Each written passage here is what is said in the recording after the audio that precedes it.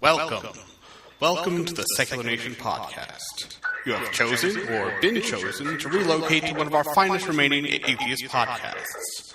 I thought so much of the Secular Nation Podcast that I elected to establish myself as host, along with Michael X, on the podcast feed so thoughtfully provided by our benefactors, the Atheist Alliance of America.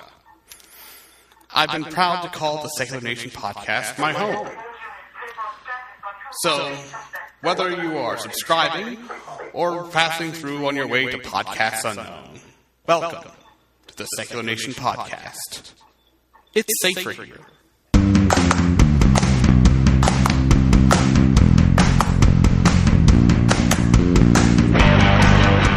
Hello, we're back.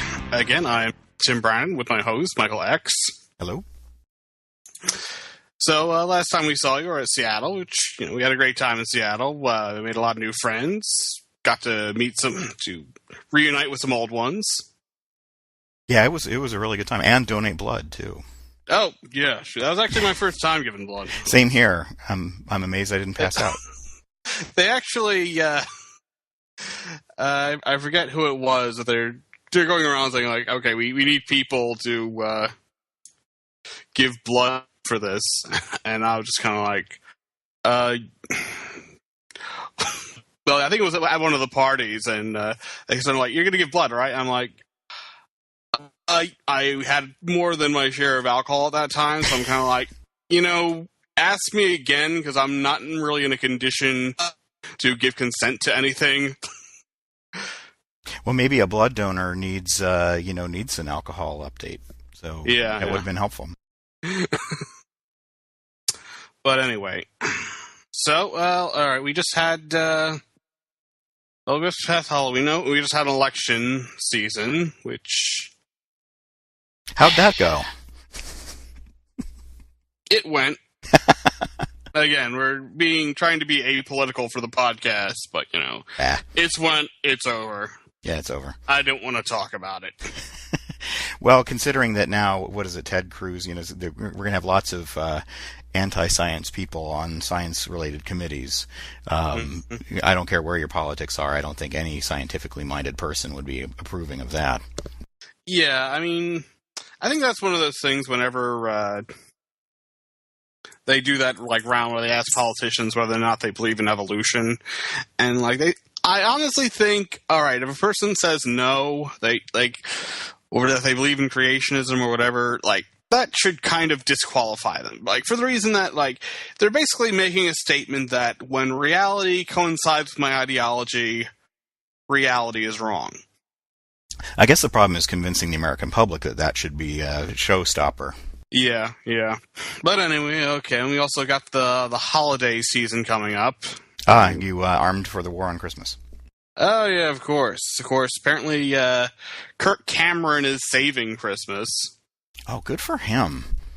This long line of religious movies we've had come out in the past year. I guess that's kind of the ultimate one, I suppose, is Kirk Cameron is in a movie called, all right, that would look terrible even if it wasn't a religious movie. I'm so tired of those religious family movies where you have the much put upon dad or whatever, and then there's James Caan and Elf, or just some wacky hijinks going on. They did that well with National Lampoon's Christmas Vacation. Now every time it's just Arnold Schwarzenegger with Jingle All the Way, and then those movies are terrible without the awful Christian propaganda message going on there. Yeah, or the kind of generic, you have to believe, Polar Express, etc. Well, again, with that, I can kind of I haven't actually seen Polar Express because it's a little too deep in the uncanny valley for me. Yeah. But all right, I mean, for an extent, I can get in with that with the Christmas season, whatever, Just in Halloween, I can get in with the whole ghosts and things, Well, all I can say about Polar Express thing, it's the people's eyes look like sharks' eyes. They're soulless and black, it's a very disturbing movie that way, right? Like a dog's eyes.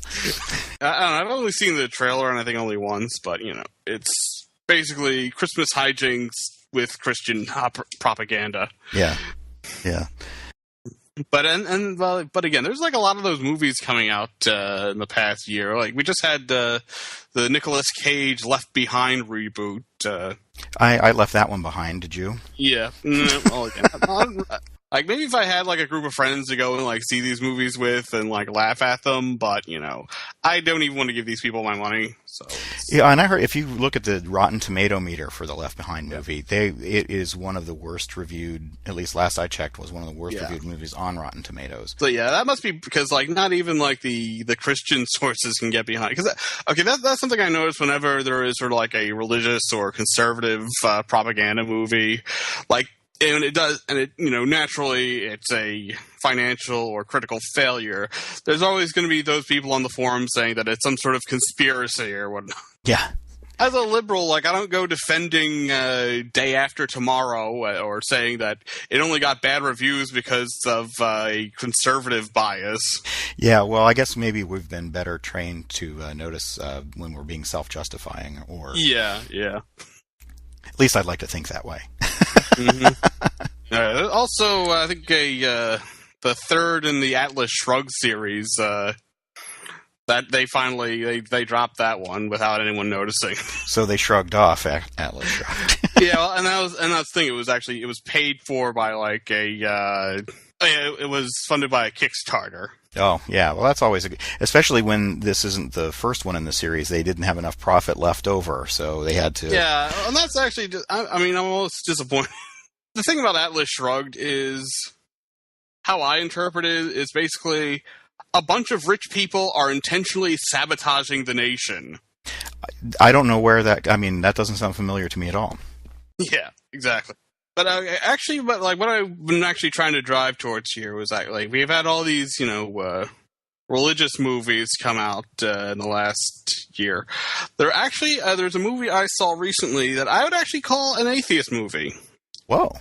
It came out it came out during the summer, I think, and it's just coming out on DVD now, if DVD is even still a thing. But Hercules.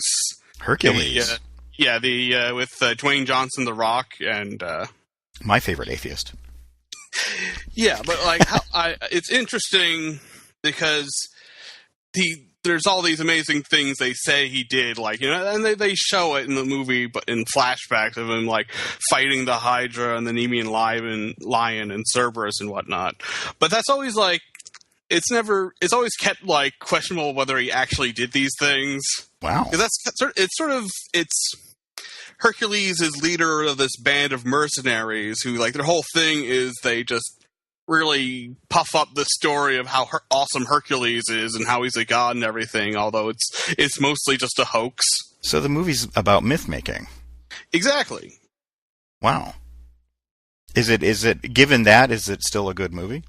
Oh, yeah, it's great. I mean, Dwayne Johnson, he's awesome, charismatic, and we also great other performance, like Ian McShane is awesome, John Hurt. Yeah. Like, there's even a part of the movie where they're talking about, like, we're going up against an army of centaurs, and, there's a point where you see centaurs, but then it's kind of like, the camera shifts in a little, and it's just men on horseback. Oh, my. That is a skeptical approach. As opposed to the Golden Compass. All right, so anyway, earlier we recorded an interview with ZinniaJones, a prominent atheist trans activist. Yeah, she's great. Oh, yeah, we had a great time, a great conversation, and we'll be cutting to that now. Hello, this is Tim Brannon and Michael X with our guest, ZinniaJones. Zinnia, great to have you on the show. Thank you for having me. So you are... among other things, a trans activist. Now, I already know everything there is to know about transgender people. However, Mike over here is a little slow in the update, so could you explain it for him? I'd be happy to. I mean... Now, wait a minute. Well, being trans basically just means that the gender that you were assigned at birth on the basis of your apparent anatomy is not the final word on the gender you are or who you live as. That's really all that means, is that those can be two separate and disconnected things, and one doesn't have to be determinant of the other. That's my basic explanation of it, is that particular thing at birth is not any reason to say someone can't be a man or can't be a woman. So that's how I tend to explain that. So, and usually, I mean, to speak terminology, a common term I hear is a spectrum of transgender and cisgender. Is that correct? Yeah, I mean, it's more of a set of categories than it is a spectrum necessarily. Cisgender just means not transgender. You know, if you're not trans, then you're cis. Like, you know, cis-alpine Gaul, trans-alpine Gaul, cis-trans isomerism in chemistry. It's that sort of terminology.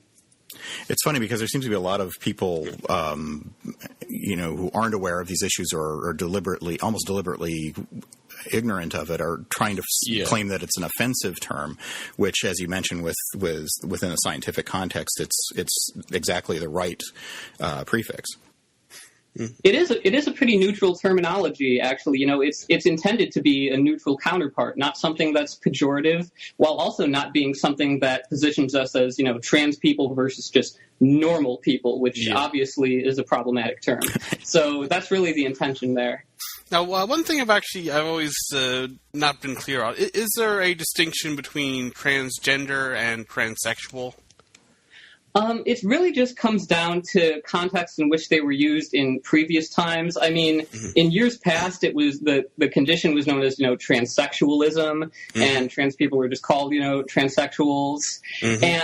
But nowadays, that tends to be used more to refer specifically to people who've taken at least some steps to medically transition, whereas, you know, transgender can just encompass, you know, anyone who is a gender that's not necessarily in alignment with the sex they were assigned at birth. So that can be a more wide-ranging term, and transgender is the term that's more commonly used these days. And I just abbreviate it to trans and use that as sort of a catch-all, so that just tends to be how I use it. Yeah. A gender nonconformant is a term I've also heard. Yeah, and that's a term that's generally used for people who, you know, might not be a gender that's, you know, not aligned with the sex they were assigned at birth, but who express their gender in ways that aren't, you know, stereotypical for how men or women are expected to express their gender or their gender roles and things like that. So that's really sort of a broader term that, you know, trans people can be a sort of subset of that, but it also goes beyond trans people. So a bigger circle in the Venn. But I like that because, that some people resist any kind of new terminology to them.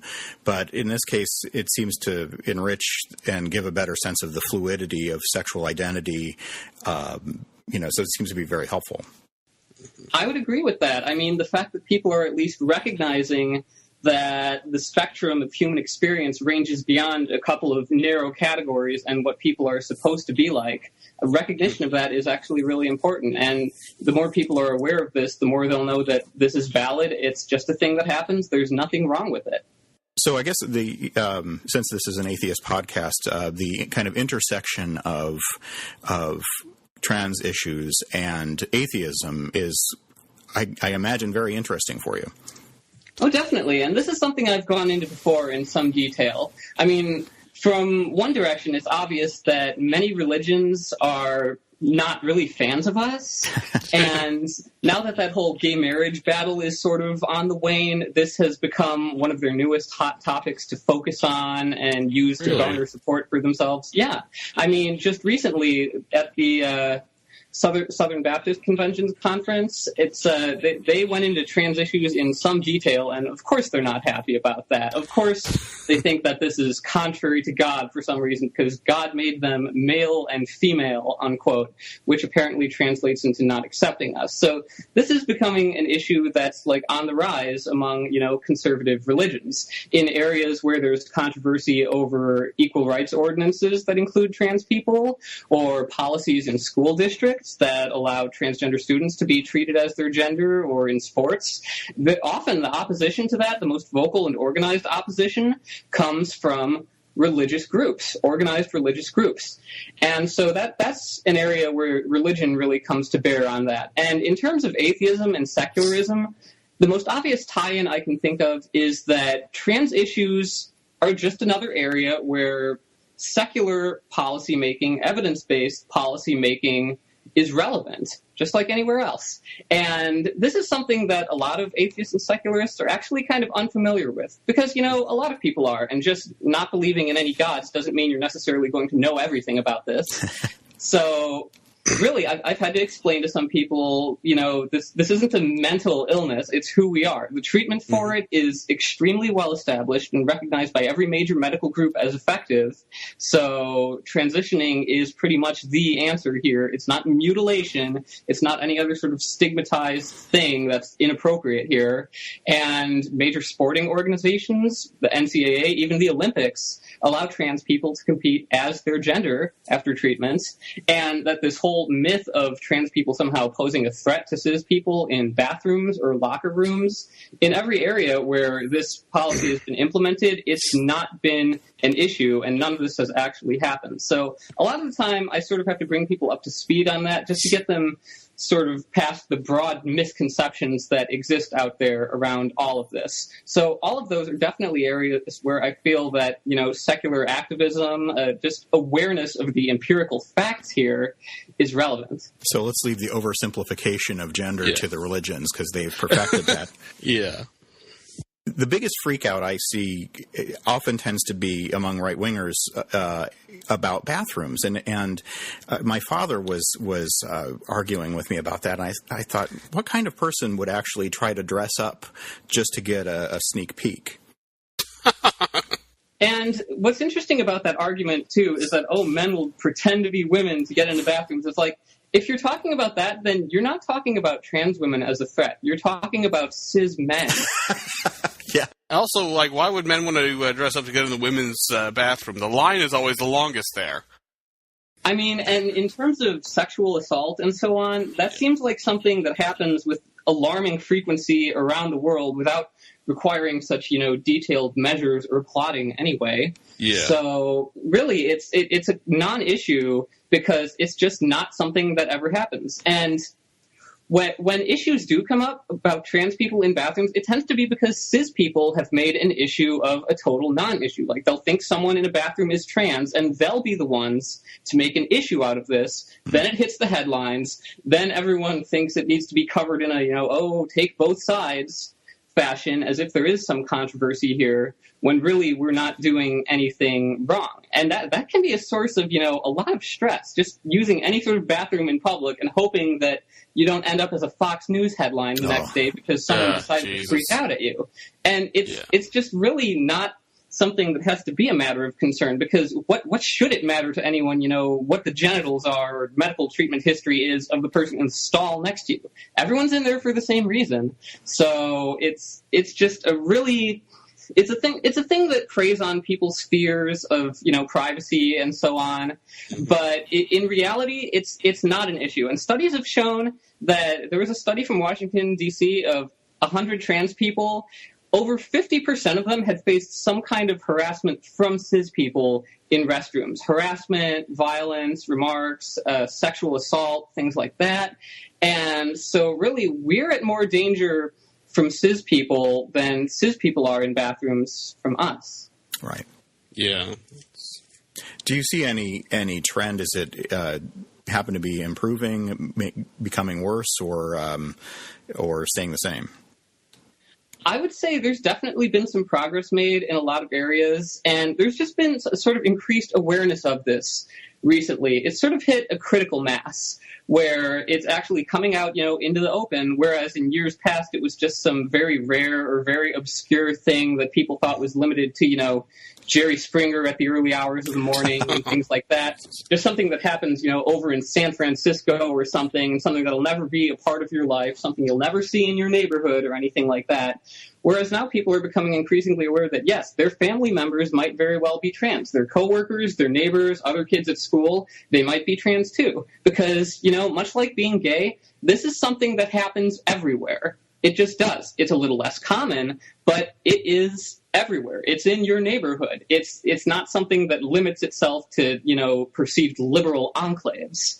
And it's pretty common. About 3 in 1,000 people are estimated to be trans, which doesn't seem like a lot at first in terms of the proportion, but that just means hundreds of thousands of people in the United States alone are trans. So and in terms of the coverage here, it's just grown to an extent where once there's enough coverage of it, people start paying so much more attention to it and realizing that this is a pressing issue, people start paying more attention to the issues that we face in terms of our everyday lives and how difficult this actually can be because of various policies, barriers to accessing what we need, and so on.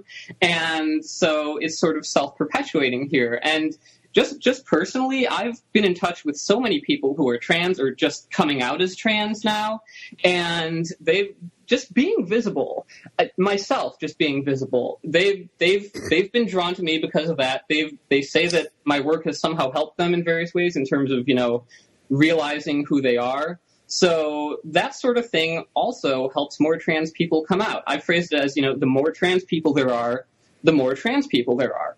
Because the more awareness there is of this, the more likely it is that more people will pick up on this and realize, wait, this is me. Whereas in years past, they might not have had access to this sort of information at all because it was so taboo and obscure and just not talked about. So that's sort of where I see that coming from in terms of progress on this. Do you think, I've heard this complaint before, and I don't know, I don't have any way of gauging personally, is there a strong religiosity in the transgender community such as it is? I wouldn't say so. I mean, most of the religions that I see, among trans people, those who are religious, are either various, pagan-type religions that just combine various elements that they personally find appealing, or, non-theistic Judaism, for instance. And it's really just a sort of individual type thing. And in terms of how I've experienced this, it's really helped me progress in how I see religion. Because in particular, among trans people, it's not something they take particularly seriously a lot of the time, in the sense that this is something that they're going to use as a basis for forcing ethics and policy and moralization upon others. It's not often that you're going to see, conservative Christian trans people saying, oh, you can't do this because God.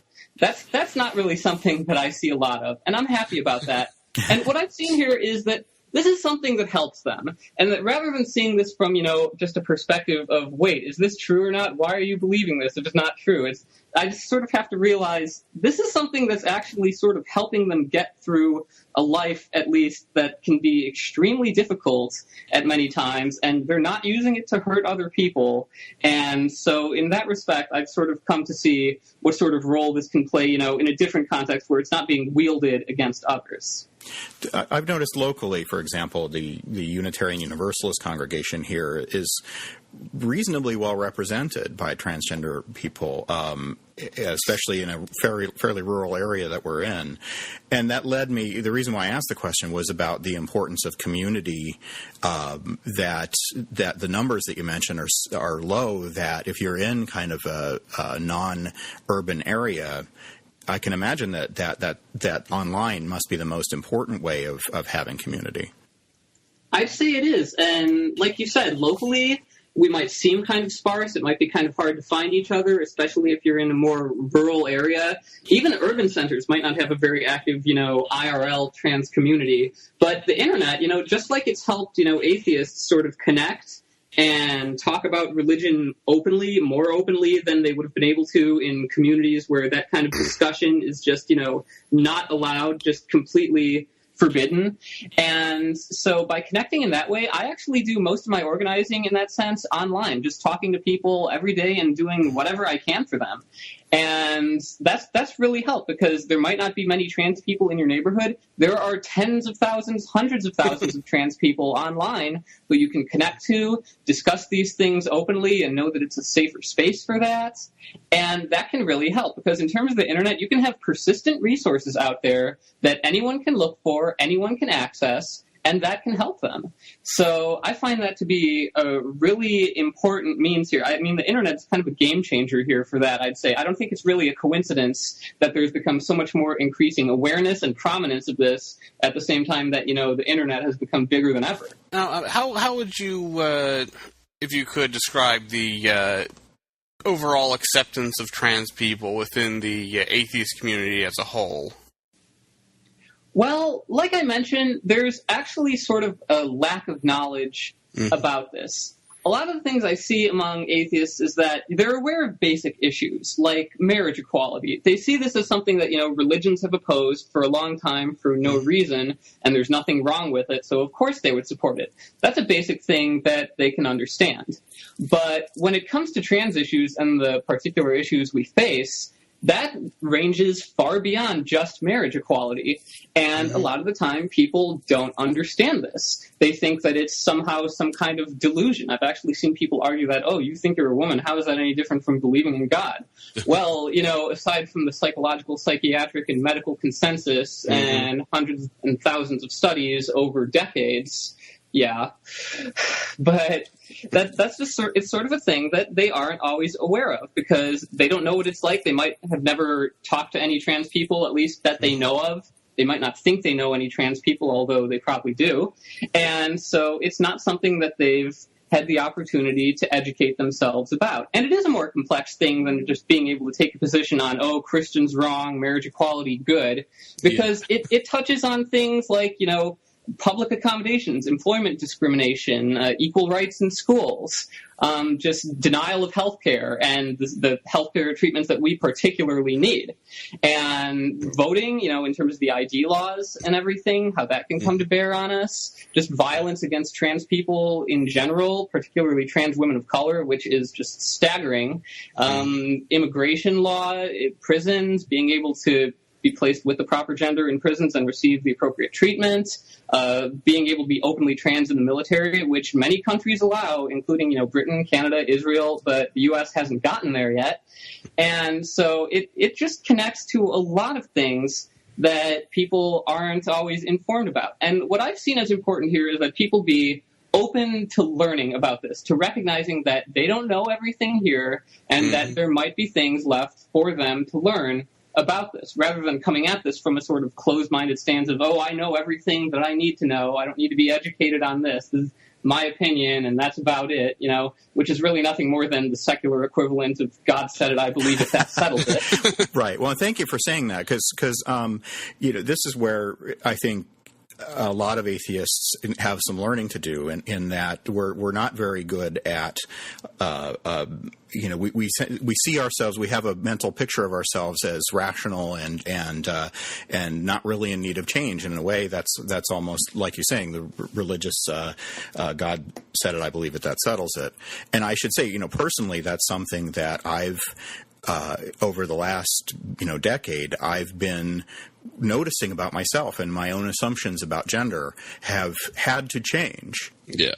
And I'd say that applies, to me just as well. I mean, just in my experience, this was completely a learning curve for me. Back before I even realized I was trans, I'd make some videos covering trans issues, but in retrospect, the way that I talked about them was pretty oddly abstracted and theoretical and disconnected, and I obviously didn't really know the first thing about it. And just going through that process, there's so much to learn about it. I mean, even before I made any particular decisions in terms of transitioning, I'd spend weeks and months just going through, university journal access, just reading as many papers as I could on this, and just hanging out with trans communities in IRC channels and things like that, and just learning as much about this as I could, talking to people about it, just absorbing all this. And, it's taken years of familiarizing myself with this to get to this point. It's not something that happens quickly. So I totally understand what it's like to not really know the first thing about this, but try to navigate it anyway. And so I understand that there are things left for people to learn there. And so that's really what I try to facilitate when I cover this. But as you mentioned, there can be a tendency among atheists to think, oh, we figured out that there are no gods, therefore we know everything. When really, no. Realizing that there are no gods, that's sort of an easy mode question, I'd say. That's one thing. That's one position on one thing. That's very far from just knowing everything about any issue you encounter, like gay rights or feminism or what you think of trans people or things like that. Those are still things where you have something left to learn. And I think it's really important that atheists recognize that. I mean, in terms of just empiricism and scientific observation, isn't one of the key principles of that we probably don't know everything, that there's so much left to learn, and that our knowledge is imperfect? So I'd say that's an aspect of this that people really need to put an emphasis on and recognize in their own lives. Now, would you have any advice for, local secular groups of like things they can do to be more accepting of potential trans members? Well, in terms of policy, you should just make clear in terms of secular groups, just like many groups have been adopting, harassment policies and things like that.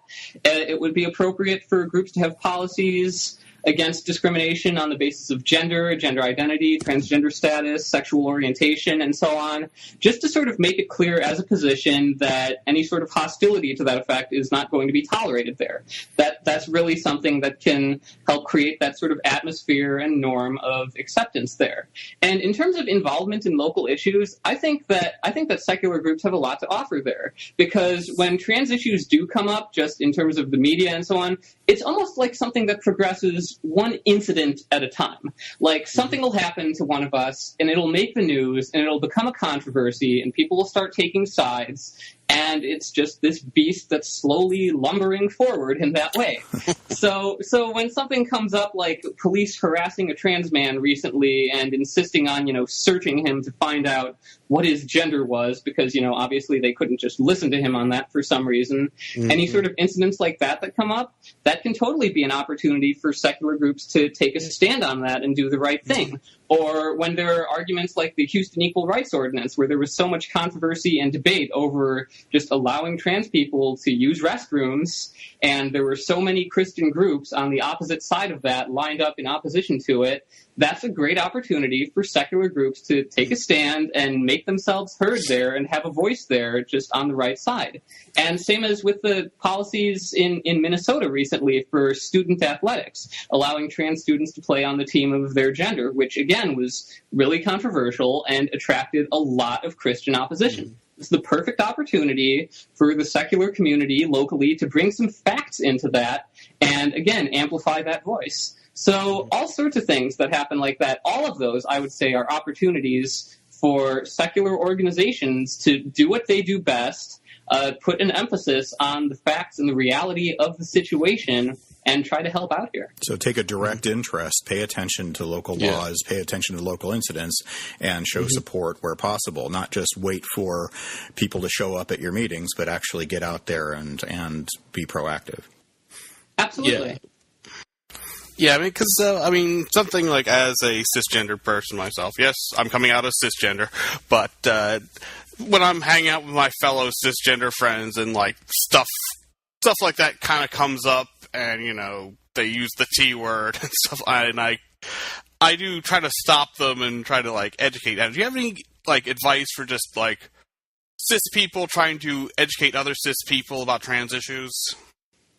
Absolutely. I mean, trans people are their gender, and that's an important thing to recognize. A trans woman is not just, a male who identifies as a woman. That's a phrase that gets used a lot, identifies as, which basically ends up just translating to and being perceived as, man who thinks he's a woman. It's just pretend. And no, trans women are women, and trans men are men. And that's pretty much how that works. And respecting that is extremely important, and just recognizing people's pronouns and using them appropriately.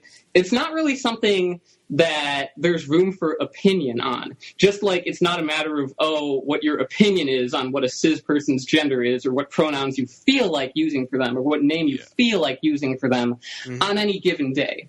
And so that's a very basic thing, and that's what makes it so important. It's a matter of basic respect and recognition of who we are.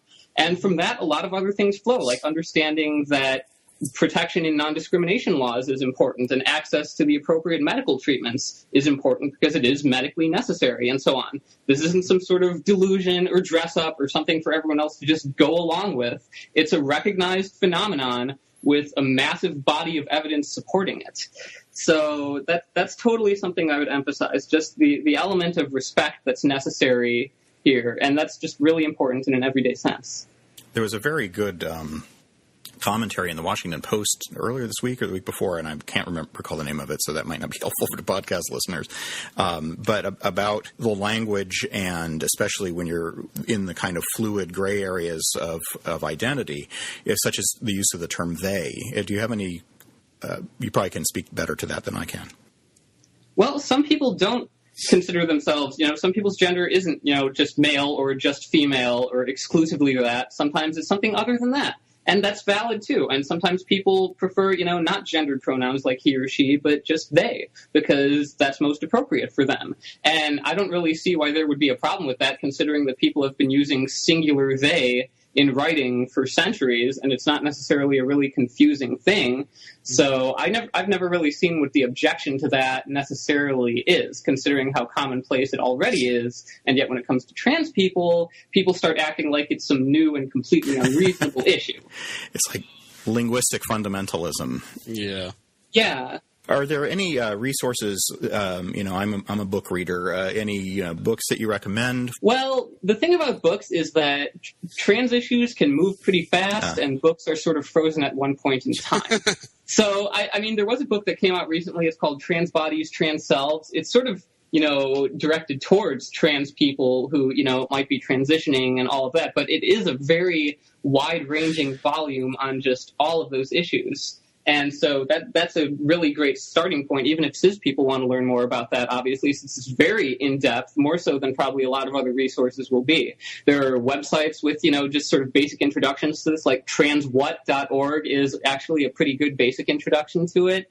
There are just, even just the media guide on, GLAAD's site, that's GLAAD, on just the best way to discuss trans people properly in the media and so on. That's just a very good reference to, no, don't call trans people that. Please don't. So even things like that can just be a very good starting point. There's resources like, the National Center for Trans Equality. In terms of youth, there's Trans Youth Family Allies and Gender Spectrum and the Transgender Law Center. And all of those have many resources just touching on both the basics of what it is to be trans, as well as, dozens of specific issues that we face. So it's all out there for people to read and learn about if they're interested. This month is November 20th is the Transgender Day of Remembrance. How important is that recognition? I would have to point out that specifically regarding the Trans Day of Remembrance, a lot of the time it seems like that's like the one trans day that everyone sort of gravitated towards by default and just sort of for lack of a better option. Because when you think about it, it's like the one prominent, day that we have, and it's about how many of us got murdered this year. Right. Bummer. So that's not always sort of the best basis for, an event. It's important, of course, but people often, run afoul of this since it has so much prominence. They might interpret it as a sort of thing like, oh, let's have a dance party for Trans Day of Remembrance, right. Which has been done before. I'm not making that up. So really, there can be a sort of tonal dissonance there. And another thing that people have to recognize about Trans Day of Remembrance is there is intersectionality here. Instead of calling it the Trans Day of Remembrance and thinking of it in that way, the better way to think of it in terms of what it actually is would be Trans Women of Color Sex Worker Day of Remembrance, because they comprise the majority of victims every year, the vast majority. I would say right now, the risk of me being killed for being trans as a white middle-class trans woman is extremely, vanishingly low. So those are often things that get completely glossed over in the events. There's they just say, oh, violence against trans people. Right. And when you say just trans people, it doesn't, make clear those intersections there, that this happens to trans women, that it happens to trans women of color, that this is, a racial issue, a gender issue, a classwork issue, a sex work issue. And all of those things come into play there, and a lot of that often just gets glossed over, and it's these events are often held by people who don't really represent any of those aspects of it at all. So those are really important things to watch out for. And so that's just one day, too. And there are other days, too, that might not be as well known, but they're probably equally, worth drawing some attention towards. There's the Transgender Day of Action. There's the International Day Against Homophobia and Transphobia. There's Transgender Awareness Week. There's Transgender Day of Visibility. And all sorts of other, up-and-coming holidays that might not have, the prominence of Trans Day of Remembrance, but also they have the benefit of not being just one day out of the year that we have, and it's focused on murders. Right. So there are some complexities here, and it's just really important to recognize the intersections just when anyone's holding any sort of event about this. Yeah, and it's also something I can imagine that cisgender people are probably going to be more successful in opening themselves, like a local atheist or humanist group, having a day of action related meeting rather than a day of remembrance seems less of kind of a co-option of the issue and more of a welcoming and expansion of the group's perspective. I'd say so. I mean, that's an excellent opportunity to take sort of a proactive stance on this and put yourself out there as a voice in support of us, rather than, just going for, Trans Day of Remembrance, just holding sort of competing events like that. And when really so much more could be accomplished just by making days that are specifically focused on drawing attention to this and what remains to be done and all the other issues that we face. And that's an area that I feel that secular groups could really pitch in on. And it's more danceable. It is, yes. You mentioned the process of transitioning earlier. I was wondering if you maybe tell us a little more about that. Absolutely. I mean, just in terms of my experience with this, I started in September of 2012, just in terms of, hormonal treatment and so on. And that's been about it for me since then. I haven't yet gotten to the point where I'm considering any sort of, surgical things, anything like that. But people sort of need to understand that in terms of that sort of transitioning process, I mean, first of all, not everyone does all the same things. Some trans people don't, have to engage with the medical system on that level at all necessarily. You can't make assumptions about that or about what kind of treatments a trans person will be doing. It's completely individually tailored. And people tend to see it as, the operation, that's it. Like you just walk into a hospital one day and you walk out just 180 degrees completely different. Yeah, when it doesn't work like that at all. I mean, there are so many possible, operations that I don't think I can even remember all of them because there are like a dozen of them that are applicable to trans people. So really, people just can't make any sort of assumptions about this. I mean, if you look at the surveys from, it was from the National Gay and Lesbian Task Force, the Injustice at Every Turn survey from 2011. They surveyed thousands of trans people throughout the United States. A majority of trans people haven't had, the genital surgery that people see as, the operation. So that's absolutely not a universal thing at all, by far. So that's something that people sort of need to be aware of. And for trans people who need this, it is medically necessary. The American Psychological Association, the American Psychiatric Association, the American Medical Association, the World Professional Association of Transgender Health. Can you tell I've remembered these a lot? All of them recognize that for trans people who need this, for the treatment of gender dysphoria, this is medically necessary. It's just for each trans person that might take a different form in terms of what's best for them and what addresses their needs. I know, I mean, this almost seems like a dirty laundry thing, but this kind of brings it to atheist issues again. It's something that, with the whole feminist controversies going on in the atheist movement, one of the pejoratives I keep hearing is the term radical feminist. The term radical feminist actually has a strong meaning, especially to trans people. Yeah, and there are actually a lot of different senses in which the term radical feminist is used. I mean, by, Catholic hierarchies and conservative Christians generally, a lot of the times they just use the word radical feminist to mean, any feminist or anyone who just generally recognizes, that women are equal. That's painted as a radical feminist position. But that's not often related to, the actual position of radical feminism, which is simply that gender is one fundamental basis of, how women are oppressed in society. That gender itself is at the root of so many issues that women face, that it sets up this sort of basic hierarchy of women as inferior. And that's a particular ideological standpoint. That's one element of feminism, and it sort of dates back to, the second wave in the 60s and 70s. Right.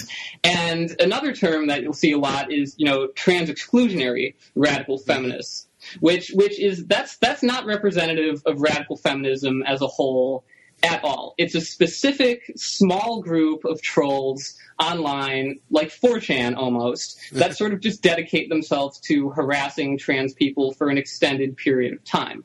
That's what that particularly is. That's not representative of all radical feminism.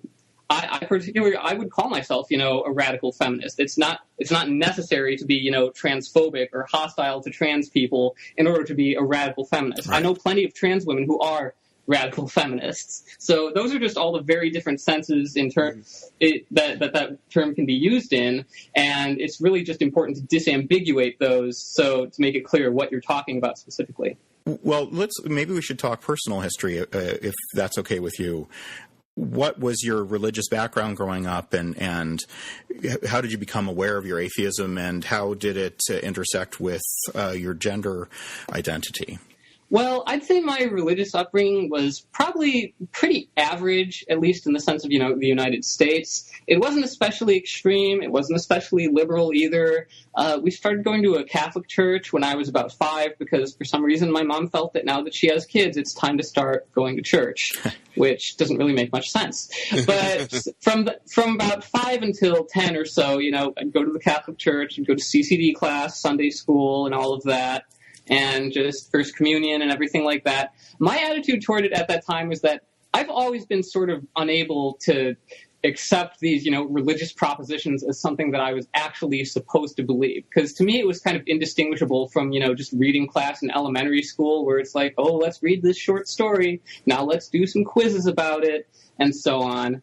Internalizing that as something that's like, oh, this is supposed to be real, I couldn't really get into that, even at that age. So that was kind of difficult for me, but I just sort of played along with it because I knew I was supposed to. And then when we were 11 or so, my mom decided that we should go to a Lutheran church, a Wisconsin Evangelical Lutheran Synod church, because that was where her friends were going, which that seems like kind of a thin basis on which to make, sort of metaphysical judgments like that. But that was definitely a more openly sort of conservative kind of church because in terms of their positions, they are a young earth creationist church. They're a homophobic church. And so when taking catechism class there for 2 years, actually, and then I would hear things, from our pastor who was leading the class about how radiometric dating is some sort of hoax. And the Earth is really only 10,000 or so years old. And dinosaur bones in the ground and fossils like that are really just meant as a test of our faith, and so on. And this was at the same time that I had actually started high school a couple years early. So this was at the same time that I was, taking biology classes and learning about things like evolution and DNA. And how all of these things actually work and the actual scientific facts behind it that are never, ever going to get covered in a catechism class. Mm-hmm. So I started realizing, wait, this guy doesn't seem to know what he's talking about at all. How am I supposed to go to school and learn about actual science all week and then on Wednesday night just pretend I occupy some completely different reality where this is all supposed to be true? What's going on here? So then I realized I sort of have to take whatever this guy says with a grain of salt. So whatever he ends up saying then, about homosexuality and things like that, maybe he's not quite so clued in about that either. So I've always had difficulty accepting, religious tenets as something that I should actually strongly believe in. I know this is different for everyone. I know some people believed in this, with all their heart, and not believing in it was just a major change for them, something that's hard to adjust to.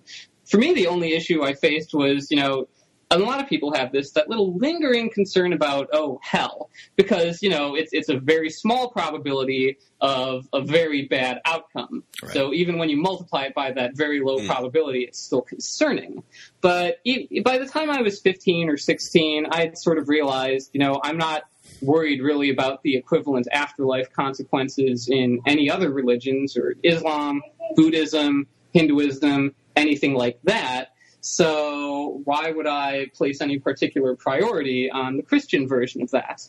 Mm-hmm. So that really just helped me realize I don't really need to worry about that.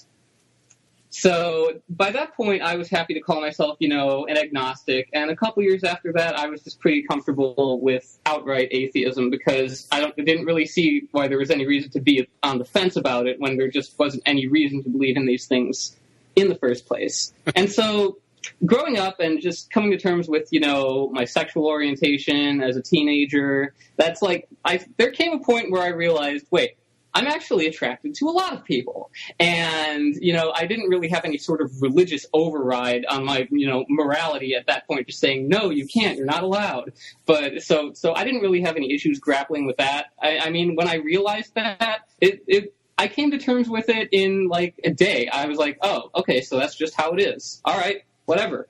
And, and then just later when I was, 19, 20, 21, just sort of settling into my gender, I guess, even if I didn't really realize that transitioning was something I wanted to do yet. I was like, this is how I'm comfortable being and expressing myself in everyday life. And there's nothing wrong with that. There's not any reason why I can't do this. So just why not do what makes me the most comfortable here? And so I really never had to grapple with that many religious issues tied into, sexual orientation or transitioning or anything like that. I know for a lot of people it's been an issue. A lot of people are raised in, highly religious communities where a lot of people will make that an issue for them, but it's not something that I've ever been all that worried about. Now, how great is that not to have that barrier in your way, and the amount of guilt and everything taking part when you're 15 through 20 can be crippling, and so it's I'm glad to hear that. Yeah, I mean, I know that in a lot of areas, this is something that a lot of people face so much difficulty with, especially in the United States, in rural areas and things like that. And I have to recognize that I was pretty privileged here in terms of how I lucked out, that my mom just sort of felt like not going to church anymore after a few years and didn't take it too seriously, that nobody tried to impose any sort of, religious objections about that on me. When I started expressing myself openly, even when still living with my family, they didn't see this as something that, had to be suppressed or hidden or anything like that, and they were totally okay with that. I really lucked out in a lot of those ways that a lot of people are not so fortunate. So that's definitely something that people have to recognize.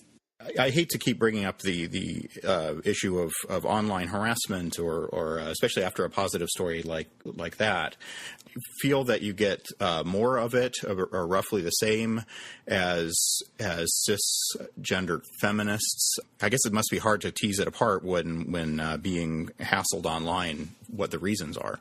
Yeah, and I would have to say outright, just in my experience, I haven't faced anywhere near the level of hostility that people like Rebecca Watson, Amy Davis Roth, Ophelia Benson, Stephanie Zvon, and all of them have faced on just a frequent and intense basis. That's not something that I myself have personally faced. For other trans people, it might be different. And I'd say the trans community is extremely resilient. We're very willing to protect each other. We can be very close-knit. And one of the things that I mentioned actually at Women in Secularism when I was on the panel there was that in terms of those organized groups that aim to harass us, like, those small groups of trans-exclusionary radical feminists, they've been at this for so long that we know who they are, okay? just in terms of them trying to harass us or reveal our personal information, they've been so persistent in this that by now we know who practically all of them are anyway. So that's sort of where it stands on that. They've gone far enough on this that they've sort of just revealed themselves. And so that's the sort of thing that we face. It's a sort of ongoing battle and things like that. And it can be very serious because that's a group of people that will try and contact trans people's doctors to try and interfere with their medical treatment, or try and contact their employers to try and get them fired, or try to contact their schools to out them, and other things like that. Whereas with them, one of them is, at least one of them is a lawyer, which means that we can contact the Bar Association about their particular conduct. So we're not defenseless here, and we're very willing to, do what it takes to defend ourselves here, stand up for ourselves, protect each other and everything. And so and other than that, it's mostly just, I grew up on YouTube. My channel's been on there since probably almost 6 years now, I'd say. So doing videos for about 6 years straight while going through all of this in a very visible way. And that's definitely the sort of thing that attracts, YouTube comments, which everyone knows are not really the best. especially when you have something like 40,000 subscribers and you're transitioning over a period of years very visibly, because you can't just stop doing videos, But that's definitely the sort of thing that attracts a lot of hostility. And so that's something I've gotten a lot of, but it hasn't necessarily been the kind of dedicated, dangerous, stalking sort of harassment that, a lot of feminists online have faced, a lot of women in the secular movement, a lot of women who are involved in the video game industry and things like that. Yeah. So it's definitely been different for me.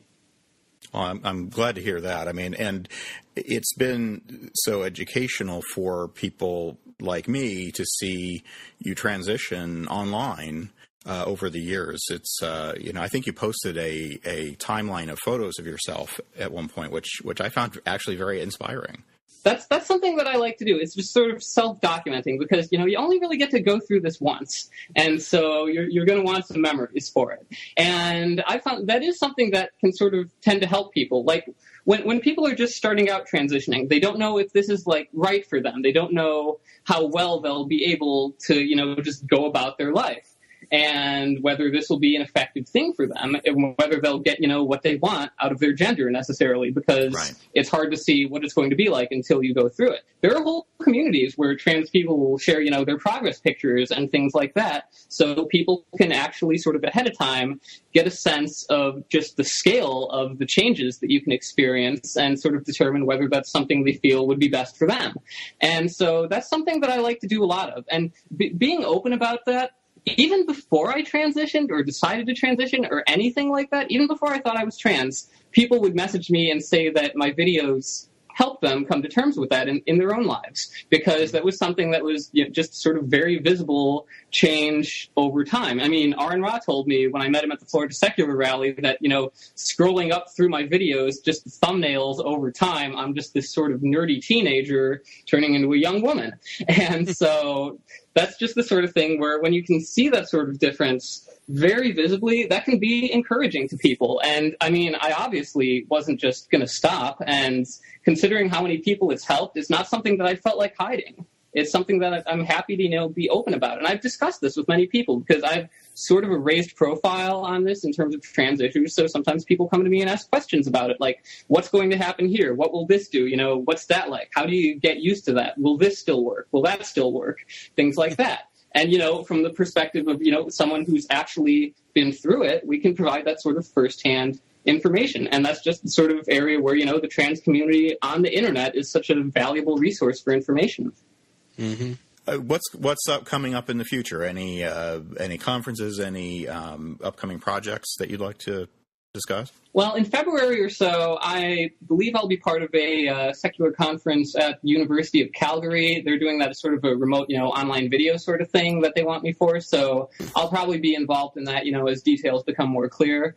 Right now, the area that I've been focusing on is my new web series, Gender Analysis. I just released my second episode of that yesterday. It's just sort of an in-depth series that I've been funding through Patreon, and it's been very successful. And what I try to do here is, just as I always have, take a very close look at trans issues in a way that you won't usually see in just very generic, basic media coverage. Just a sort of inside perspective on what this is actually like from a sort of, broad-based, experiential expertise of what it's like to be trans, what all these things mean, what we're facing here, and what people need to know about this. It's for cis people and trans people. I aim to be pretty educational with it, and it's been pretty successful so far, and I'm really happy with how well it's been going. I look forward to seeing that more from you. Oh, yeah, definitely. Oh, yeah. Is there anything else you want to plug?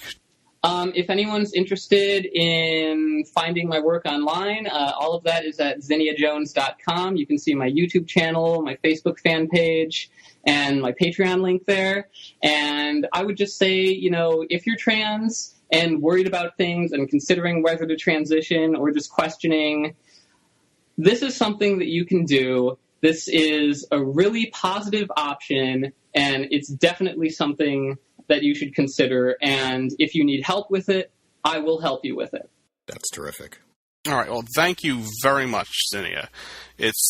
Again, I haven't talked much this episode, but again, I was just very enthralled in the conversation going on. Absolutely. Thank you very much for having me.